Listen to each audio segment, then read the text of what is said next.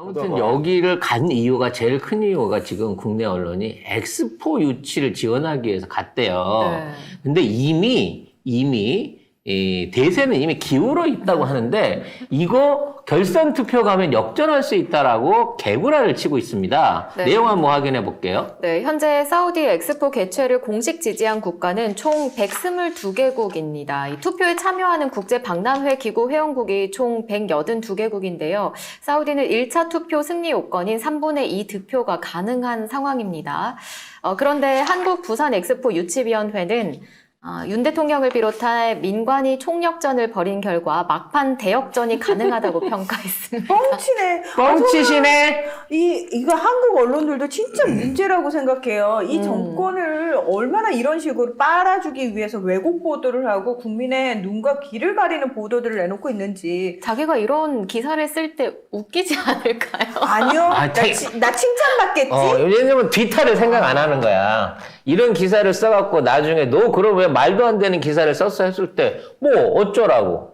뭐 그때는 그렇게 나 생각했다니까. 이렇게 되는 거야. 책임을 질 필요가 없다는 거야. 이런 기사에 대해서는. 부끄러움을 모릅니다. 이게 결국은 돈질이에요.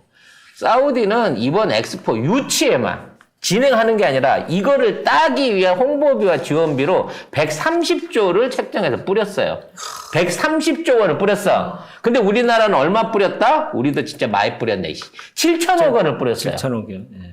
뿌린다고 했죠. 뿌릴 계획이다. 뿌렸는데 키링 사는데 한 1,000억쯤 썼을 수도 있고. 없나 봐. 이제 안 들고 다니고. 그러니까 다방이랑 술집 하느라고 한 1,000억 쓸 수도 있었을 건데 아무튼 저쪽은 이미 130조 원이라는 돈을 이미 다 풀었어. 근데 우리는 그 잘난 키링 나눠주고 부산 다방하고 저기 떡볶이 먹은 거 그거 해가지고 근데 그 182개국이 회원국인데 이거 중에 공식으로 사우디를 지지한 나라가 122개국이에요. 이러면 끝난 거 이미 아니에요? 끝난 거야. 근데 뭐라 그런지 알아?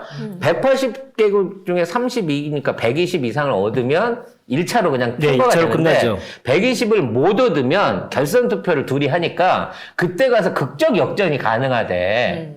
쉽게 말해서 120대 69도가 이미 이루어져 있는데 혹시라도 두세 표가 모자라고 가면 이길 수 있다는 거야. 근데 유럽은 다 이탈리아 찍은 것 같은데? 로마, 어디지?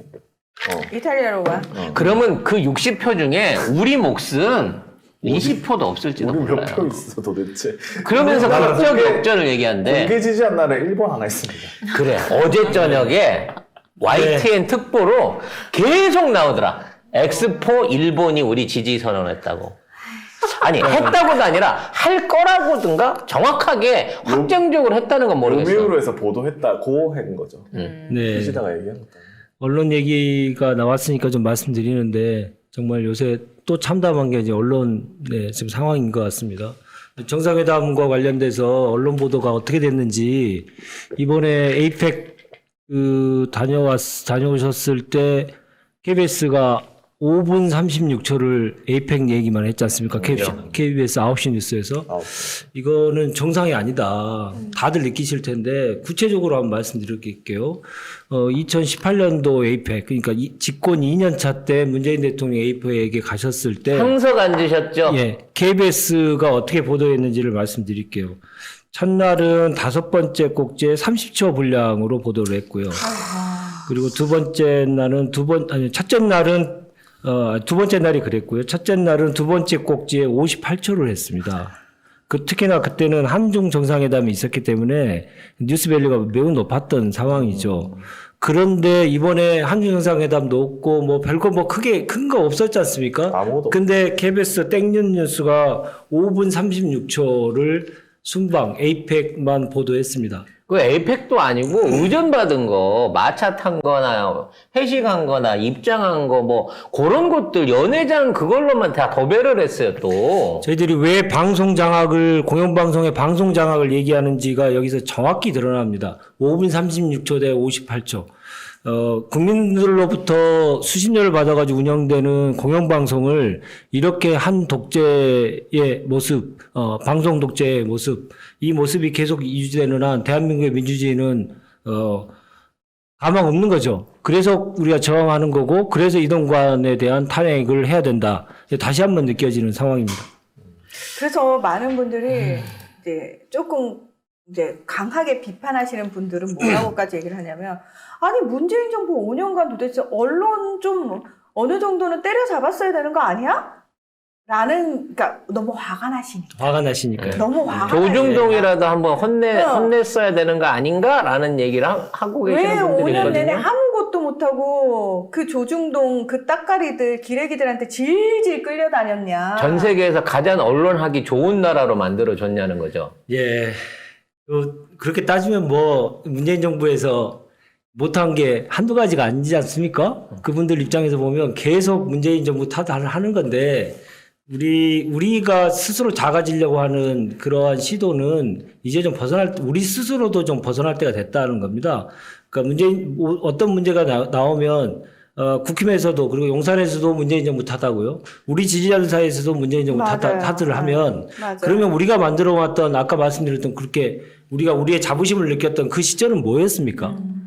우리가 그렇게, 언론에 대한 정상화 그리고 언론에 대한 반응들을 못했다고 하시면 그건 저희들 부족한 점이죠. 그러나 그러한 상황임에도 불구하고 높은 지지율과 가장 높은 지지율을 만들어내고 결국 국민을 믿고 언론이 아니고 국민을 믿고 정치를 했던 그런 정부였다라고 하는 자부심을 같이 가져주시는 게 훨씬 더 앞으로를 위해서 좋은 일 아닐까 싶습니다. 오히려 지금 이렇게 역전된 언론 상황 하에서도 이미 언론이 이제 저쪽에 완전히 넘어가서 이제는 그때는 7대3이었다 그러면 지금 97대 3인 상황에서 지금에서도 예를 들어 쟤네들의 조작질 해놓고 총선이나 대선에 영향을 미친다라고 하는 것들을 국민들 스스로가 증명을 해줘버리면 쟤네들은 계속 이와 같은 조작질을 할 거예요. 그렇죠. 맞아요. 여기서 우리가 깨어있고 니들이 그런 짓을 하면 니들이 그런 짓을 스스로 망한다라고 하는 철퇴를 내려줘야 됩니다. 그러면 어떻게 돼?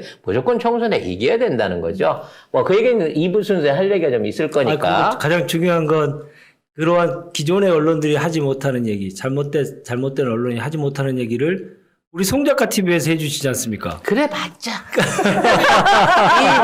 이 정말 미세하고 20만밖에 안 되는 우리 방송이 얼마만큼 파급력을 가질 수 있겠어요. 근데 중요한 건 뭐냐면 이러한 방송을 통해서라도 최소 이 방송을 듣고 있는 20만이라도 네. 절대 저쪽의 회유나 저쪽의 잘못된 정보에 넘어가지 않도록 할 수 있는 그런 방송들이 많아졌으면 좋겠어요. 그쵸. 그래서 제가 우리 재관둥이님께 좀 센 질문을 하나 하려고요. 만약에 본인이 의원이 되시면은 네. 언론과 관련해가지고 혹시 어떤 정책이나 법안을 발의하실 계획이 있으신지.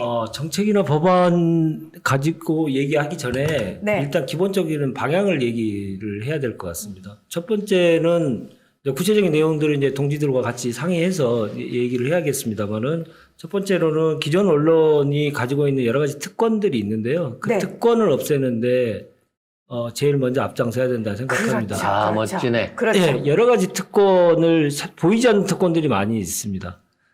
방송이니까 제가 구체적으로 말씀드리기 좀 그렇습니다만은 실제로 이제 그것을 운영하고 법을 집행하는 공무원들에게도 언론은 특별한 대우를 해줘야 된다라는 고정관념이라는 게 맞아요. 있는 건데 맞아요. 그게 똑같다. 다른 일반의 국민에게 그 법을 적용할 때와 언론을 적용할 때 똑같아야 된다. 그렇죠. 일반 기업이든 언론사든 똑같은 대접과 재정과 감사와 뭐 그거 관련된 네. 세무까지도 전부 받아야 되는 거죠. 그걸 관례로 완전히 정착시킬 수 있는 일을 하는 게 사실 첫 번째 단계라고 네. 저는 생각하고요. 두 번째로는 기울어진 운동장 얘기하는데 그동안 못 해본 일입니다만은 우리 쪽과 가까운 언론이라고 표현하면 안 되고요. 정당하게 그리고 정확히 보도하려고 하는 언론에 대한 지원책을 함께 고민해 줘야 된다. 굿모닝 충청이요? 예. 시민 언론, 시민 방송을 어떻게 더 활성화시킬 것이냐. 그렇습니다. 예, 네. 여러 가지 그렇게 만들 수 있는 여러 가지 방식들이 있습니다. 네. 근데 그 두 가지 방향을 가지고 가야 된다고 생각하고 구체적인 내용들은 우리가 전략 전술을 다 공개를 하면요. 저들이 먼저 또 그럴 수 그렇죠. 있습니다. 예, 맞아요. 준비들을 하고 있는 것들이 있고 개원을 하게 되면 제게 기회가 주어진다면 그건 반드시 대표 발의하려고 합니다. 자, 전쟁을 하려고 하면 군인이 있어야 됩니다. 난 재관둥이님 꼭 의회 보내서 일 시키고 싶다. 저도 취직 좀 하고 싶습니다. 우리 알바가 저 광고가 고정 안 되려고 하면 이번에 어떻게든 취업을 시켜야 되는데 일단 전쟁을 하려면 병사가 있어야 돼요. 네. 똑똑한 지휘관과 전술로 해갖고 할 수 있는 공성의 개교, 비기는 거 이상을 할 수 없습니다. 상대를 이기려고 하면 상대의 성을 탈환을 하고 그 안에 깃발을 꽂을 수 있는 진짜 전투를 할 수 있는 병사가 필요한데 맞아요. 민주당은 그게 없어요. 10명 정도 있지 않을까? 그러니까 그 많은 군대와 막강한 진영에 비해서 실제 그런 것들을 해낼 수 있는 전투력을 가진 장수가 없습니다. 맞아요. 그래서 전면전이 안 되는 거예요.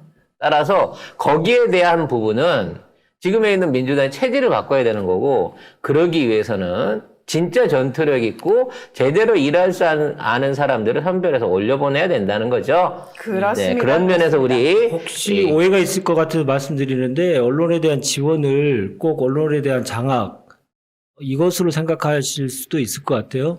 무슨 말이든 이렇게 비꼬아서 보시는 분들은 우리가 문재인 정부 이전에 김대중 정부부터 민주정부가 계속 일관되게 지켜왔던 원칙 중에 하나가 있습니다.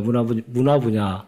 특히나 지원을 하되 간섭하지 간섭을 하지 않는다. 않는다. 네. 그게 소위 말해서 지금 K컬처를 만들어냈고 맞아요. 대한민국을 세계 속에 우뚝 섰는 나라를 만들었지 않습니까? 언론도 마찬가지인 것 같습니다. 여러 가지 지원책을 하되 절대 간섭하지 않는 그 원칙 분명하게 세워보고 싶습니다. 그 언론에 대한 개혁은 의외로 쉬울 수 있습니다. 무슨 얘기냐면 우리나라는 세계에서 가장 뛰어난 디지털 미디어와 그리고 SNS 환경을 갖고 있기 때문에 언론의 실질적인 소비자가 세력이나 대기업이나 이런 사람들이 아닌 소수에 모여 있는 시청자들이라는 점을 부각하고 거기에 대한 강점, 거기에 대한 그 피드백을 받을 수 있게 해주면 되는 거예요. 쉽게 말해서 시청자가 싫어하는 또는 시청자가 거부하는 뉴스, 지적하는 가짜 뉴스를 받은 언론사에 대해서는 공정하게 징계를 하고 그런 뉴스를 못하게끔 하고 사과를 하겠고 배상을 하게끔 하면 됩니다.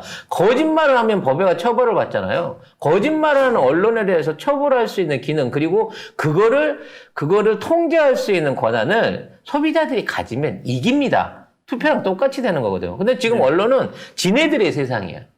기자는 특권층이고 맞아요. 검찰이나 뭐 청와대나 정치인들이나 고위직들하고 정보를 얻고 그들을 위한 기사를 쓴단 말이에요. 그리고 뭐 경제신문 뭐 이런 거 관련한 어떤 스포츠신문 이런 것들도 다 광고고 PPL이고 서로 돈 받고 하는 협잡질이 계속 이루어지고 있는데 지네가 주류를 차지하고 있다 그래서 그 시장에서 그 이익들을 독점하게 만들면 안 된다는 거죠.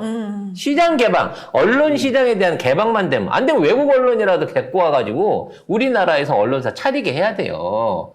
그래서 이 기득권만 내려놓게 만들면 저는 언론 개혁 의외로 쉬워질 수 있다고 생각합니다. 어쨌든 저희가 이렇게 얘기를 하면은 이게 탁탁 저 그런 부분도 생각하고 있고 뭐 이미 저희와 같은 문제의식을 공유하고 있는 분이 계시니까 너무 좋아요. 저희가 지금까지는 계속 민주당 우리 편이 아닌가.